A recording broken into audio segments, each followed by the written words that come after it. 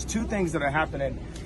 A lot of times when I would say, oh, I'm the richest black man, it would be a defense that I would use for the mental health conversation. To say, oh, you guys say I'm crazy, but look at this, I made money. But that is not godlike to be showing off. So if it's not godlike, then God will take that, because it's all the church's money, right? So what's happening right now is I'm being humbled. Another thing that's happening is by me being burned to the flesh every single day, it's actually proving what I had to say. So when I went to the mediation, what I want to say is, like, black people are like, okay, Lex Friedman got you to apologize, Pierce Morgan got you to apologize to the Jews, but you never apologized to us about the George Floyd comment that made us feel bad. Now the thing is, okay, JFK, they got a lot of documentaries about how it happened.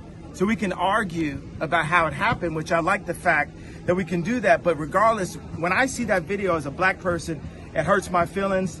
And I know that police do attack, and America is generally racist. And I understand that when we got to say Black Lives Matter, that the idea of it made us feel good together as a person, as a people, right? When let me say it so the soundbite is better for you guys. When the idea of Black Lives Matter came out, it made us come together as a people. Now afterwards, yes, there was some things where the money went.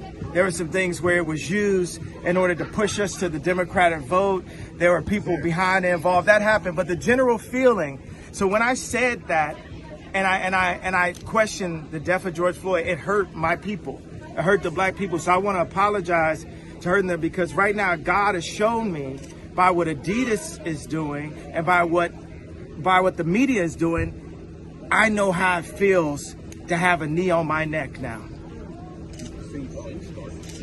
So I thank you, God, for humbling me and letting me know how it really felt. Because how could the richest black man ever be humbled other than to be made to not be a billionaire in front of everyone off of one comment that actually, if you look at the definition of DEF CON, it means to get extra defense, which obviously I must have needed. Yeah.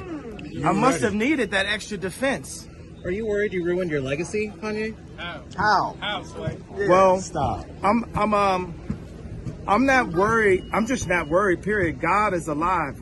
God runs the world. You know, God even runs Hollywood. God is alive.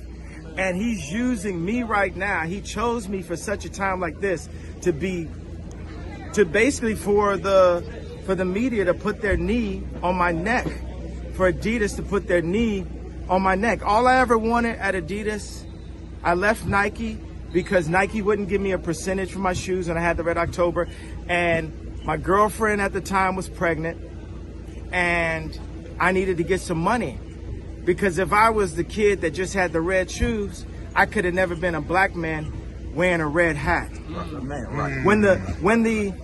Like Nike would have shut me down immediately, right? Right. But because Adidas was a German company, it gave me a little bit more room to be able to express myself and to actually have a political opinion as an American, that I wasn't forced into a political opinion because of the color of my skin. Now let's talk about the red hat, and let's talk about the similarities to the White Lives Matter t-shirt.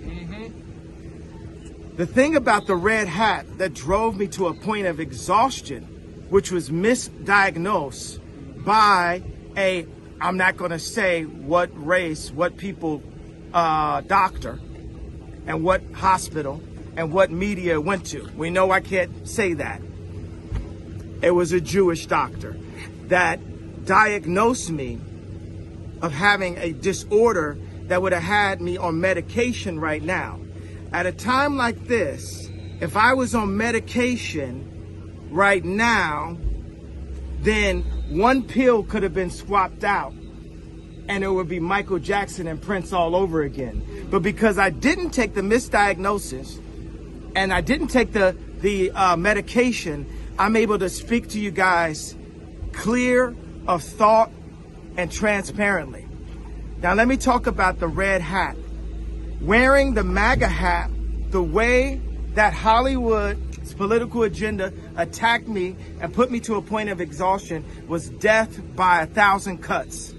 Everyone would say something to me, from a driver to my ex-wife to Adidas. Everyone would say something.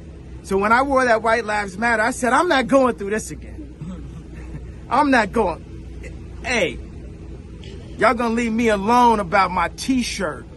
Because what's the point of having influence and having money if people could come up and just pinch